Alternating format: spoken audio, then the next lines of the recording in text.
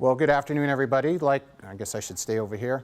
Like Mr. Gannon says, my name is Rob Burford. I work in the Dean of Students office, have worked in that office for 15 years. But what I'm here to talk to you today about is academic integrity issues, is how it applies in the classroom for you all, and what you do to help prevent it, and what to do if it does happen within your course.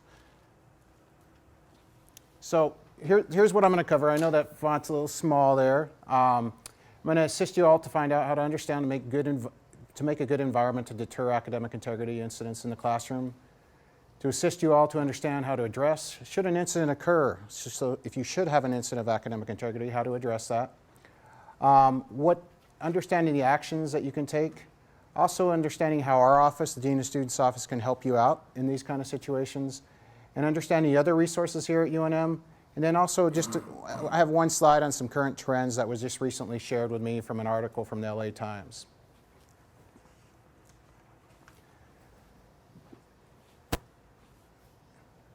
Looks like it cut out some of that over on that side.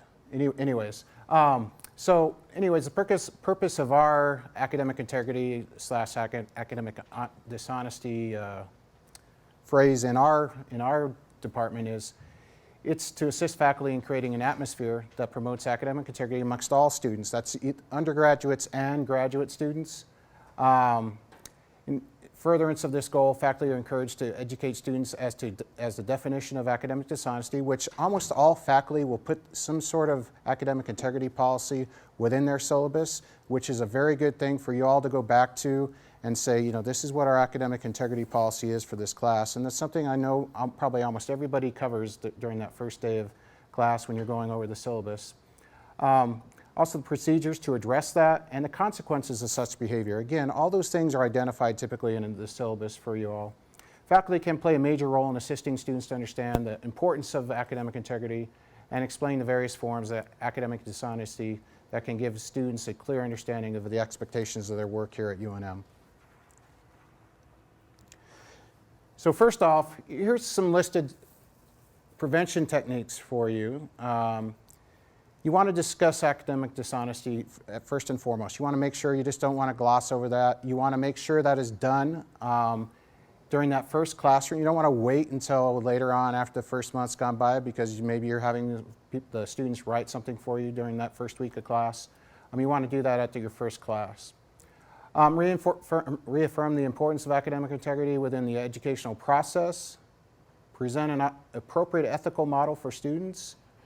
Create an environment that encourages academic honesty and fairness within the classroom. And follow up on cases where you suspect academic dishonesty. So if you actually suspect this is one thing. I talk to a lot of faculty members where I think this has happened. My first question is going to be to that faculty member is, have you talked to the student about that? Have them explain to you what the situation is. That might give you a better gauge as to whether they purposely did this or something unknowingly, if they've partook in academic integrity. So it's important that you do follow up when there's a case that you suspect of academic dishonesty. And address the issue in the class syllabus, like I've mentioned already a couple times. So some other prevention techniques. Maintain control of the exams by collecting all of them after each exam. Some professors, and I've had professors ask me this, it doesn't happen as much anymore, where it says, gosh, I know somebody got a hold of one of my old exams, and one of my first questions to them is, do you take those exams back up? How do you control the access to your exams? Because maybe if you're giving the same exam over and over, people maintain exam databases in certain student groups and stuff. So you want to make sure you change that up. Keep the exams in a secure part of your office and try to eliminate waste copies. Again, if you're getting rid of an exam, make sure it's shredded. A lot of this seems to be common sense, but sometimes people forget. For large classes or multiple sections, faculty may want to use multiple forms of the examination. I know some faculty members have people sit, not right next to each other. They assign seats, maybe it's different tests for each one of those, or depending on where you are in the row. Distribute the weight given to each exam paper so students are not tempted to cheat. So if you're a class that only has 2 graded items, whether it's papers, exams, there's going to probably be a lot more temptation to cheat in those classes versus something that has a lot more. Now, I'm not telling you, okay, let's have 20 assignments for the class, but just think about that when you're setting up your class and how you're grading things within your class, is if there's a lot of weight to, say, 2 assignments, there's more of an opportunity for that student to say, gosh, I have to make sure I'm doing really well on this paper, this exam, so there's more of an opportunity for them to possibly cheat on that paper or exam. Do not utilize undergraduate students to type or duplicate examinations. Again, you're putting those student workers in a situation where they may know other peers, know other people in that class, know other people in a student group or something. Make sure you're checking student IDs. We've actually had that happen where other students come in, take an exam for somebody else, so make sure you're checking student IDs if you need to once they give that answer sheet in, because that has happened, unfortunately, more often than I'd like to say.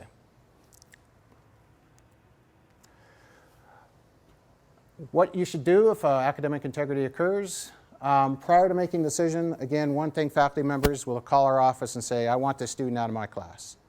And my first question back to you is going to say, well, have you talked to the student about the situation? Because again, you want to give them an opportunity to explain themselves, even if it seems so egregious. Like Dr. Gann was saying earlier, when they just totally lift something off out of a site, and it's like, gosh, here's the paper. Gosh, this was in the LA Times. Now it's all of a sudden Rob Burford's paper. He's not citing anything else. We've actually had that happen. I just had this happen a couple weeks ago where a student, unfortunately, plagiarized the actual professor of that course's paper from prior. It was pretty sad. So anyways, the professor, needless to say, was not too happy about that. Anyways, so they lifted the entire paper from that professor, turned it into that same class. So again, not something that went over too well, not the professor or our office. So anyways, after discussion, the faculty member may drop the matter if the violation is unfounded. So if you talk to them and it's like, gosh, maybe there's a misunderstanding of citation. I know Dr. Bird said some things about that. As, gosh, there's a lot of ways to cite things. Maybe they were taught a little differently, and you think back to how you're letting your students know about citing things properly within the class. Maybe you say, okay, let's make sure you understand this point forward. I would document that meeting as far as that you've had that conversation. It's like, okay, we've talked about proper citations. Here you go, and I'll just use my name. Here you go, Rob. This is, again, just reiterating how you cite things. So in case they conveniently forget again in the future, that way you've already addressed it with them, and then you can hold them accountable for that academic integrity issue. Faculty may also impose a grade reduction up to an F, so I hope everybody knows that. You have that ability to go all the way up to failing them out of the class. Even on a simple case of academic integrity, you can do anything from nothing, which obviously doesn't teach them anything, all the way up to failing them out of the class. What I advise you to do is talk to your departments to see what is consistent within the department. So if you have a simple plagiarism, is somebody lifting something off the internet, is using it in their paper, what is typically done within your department? Some departments have very strict, this is what you're going to do. You're going to do this, this, and this. So you want to make sure that you understand exactly what you do, but you can go all the way up to giving an F in the course and withdrawing that student from the course. So you have that, you have that opportunity to do that if you so choose. And like I said, it's best to consult with your chair or dean to make sure the sanction is appropriate and consistent with what's been done in the past. A student may appeal your decision, even if I've had a student one time go all the way up to the president's office appealing a situation. They finally admitted it at that point. They got an attorney and everything, and they said no because their parents were involved. It causes a lot of angst for the people going through that. But fortunately at that point she finally said, yeah, I did this. And it was very simple. I mean, there's a lot of information against this student, but the student was saying, no, this was never me, and it kept going up the appeal chain. But don't let that deter you. I mean, but students do have the right to appeal the decisions made. Is say if you do fail a student out of the class, the next step for them is talk to the chair. After that, to talk to the dean of the college that class is in, and they can go all the way up to the provost office. They can go to the president's office. That rarely happens because most of that's ironed out beforehand. And as you'll find out as instructors and faculty members, that it's pretty easy to catch. I know we have materials out there. A lot of professors will use Google, they'll use Turnitin, whatever, to find this information. But again, they do have the right to appeal the decisions. So how our office can play a role?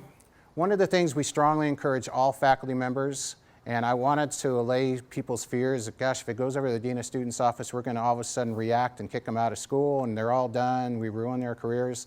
That's not what we do. Now, if they're selling exams and doing those kind of things, then yeah, that might happen.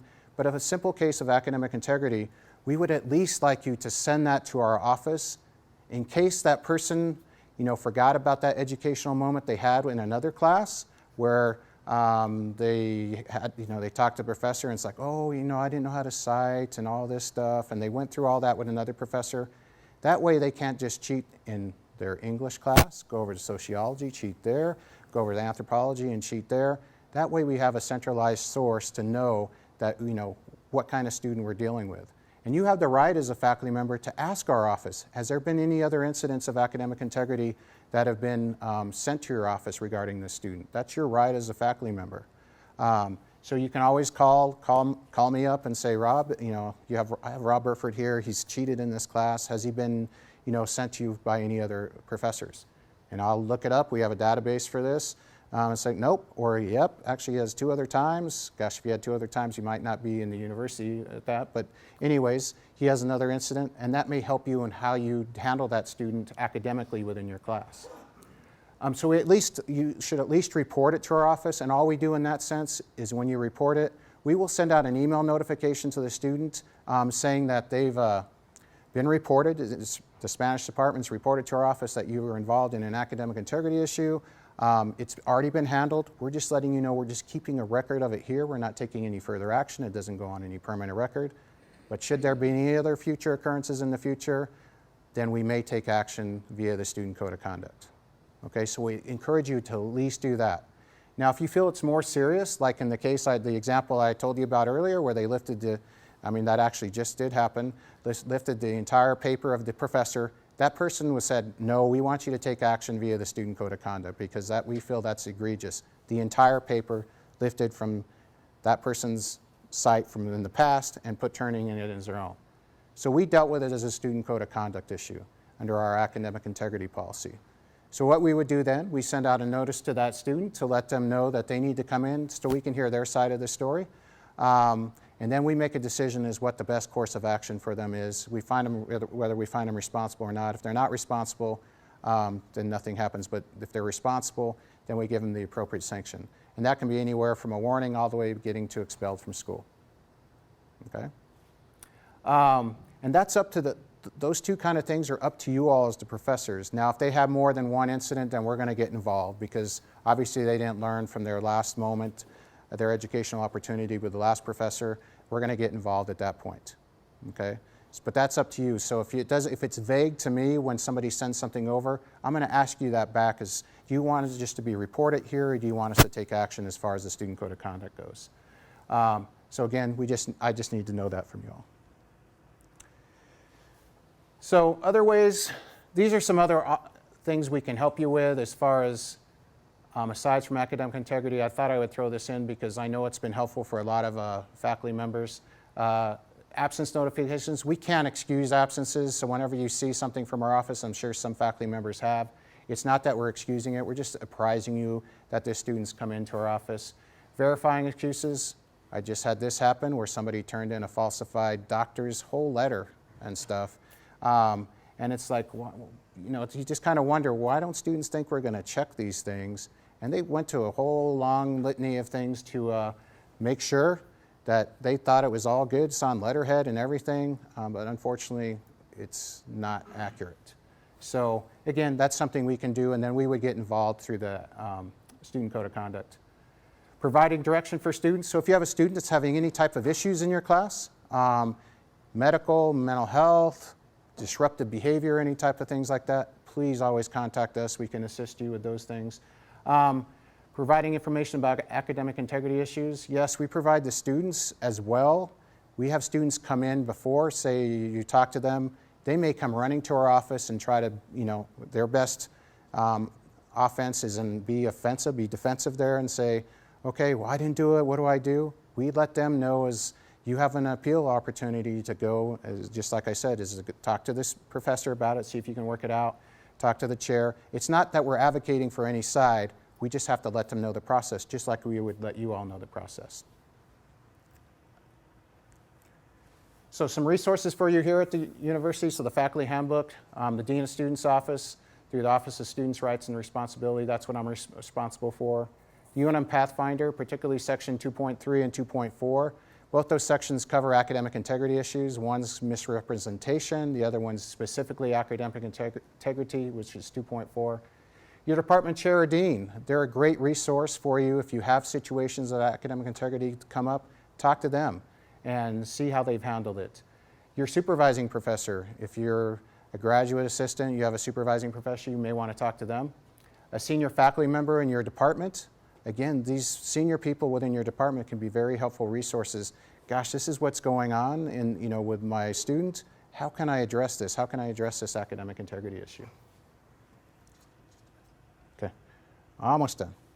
So here's the current trends. So and this just came out in the LA Times last week, actually. Nationwide, about 68% of the undergraduates and 43% of the graduate students admit cheating on test or written assignments. And this is from the Center of Academic Integrity at Clemson U. Some of the things that were said, more and more students are cutting corners and feel there's not the stigma there used to be for cheating. They feel, kind of everybody does it, so this is the way we cut corners. Additionally, students are less understanding of what it means to properly cite work. I mean, it's the way they were taught in high school. So there's a lot of different ways to do that. I know that was just mentioned. But again, you want to make sure you address that right at the beginning of your class. I'll skip the next slide, but go to questions because I just got the time. Yes, in the back? Yes, I'm just talking about the difference from one culture to another.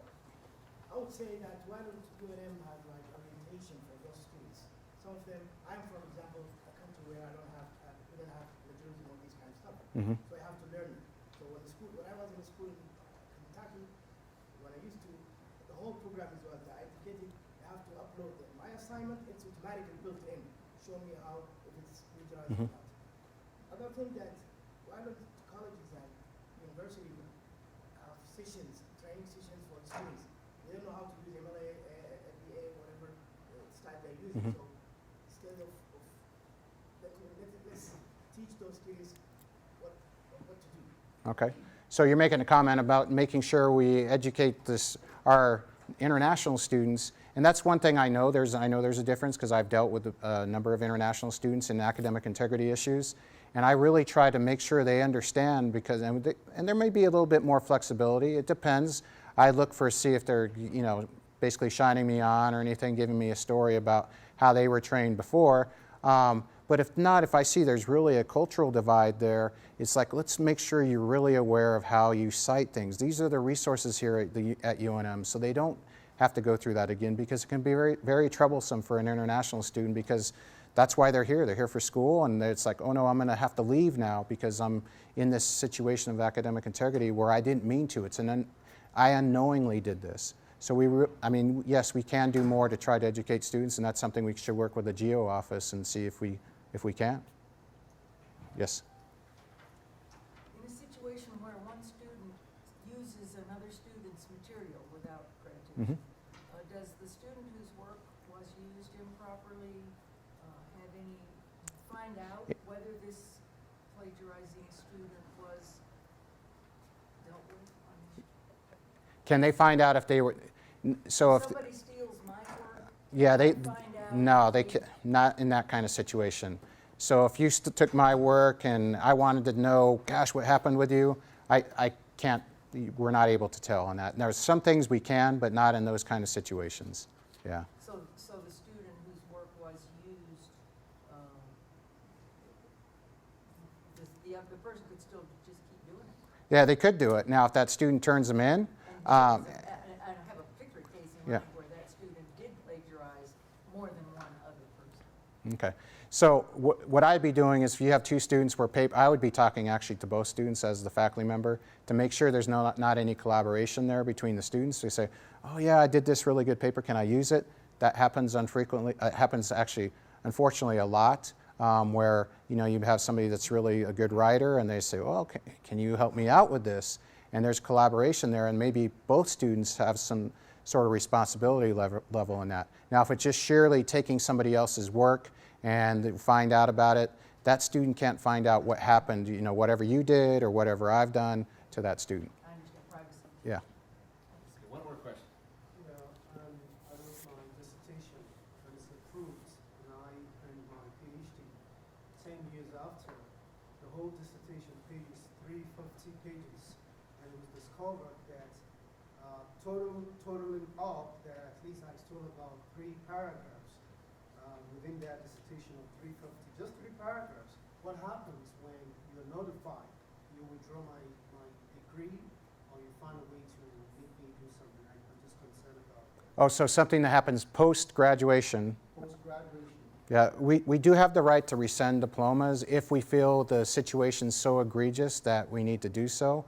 In a research paper, that's something I would be getting involved with the provost office and stuff to see if that's something that rises to that level as to whether we'd first have to make sure that it really is a legitimate concern, and then I would do some more talking to see if that rises to the level of, gosh, is this something where we need to rescind a degree of a student if that student's responsible and they've graduated. I mean, we do have the ability to do that. And again, it just depends on how severe the situation is. But have you ever done that with UNM before? It's come close a couple times, but in my tenure, I don't know of any time that's happened. Yeah. Okay, we're going to take a quick break. Thanks, Rob. Okay, thank you.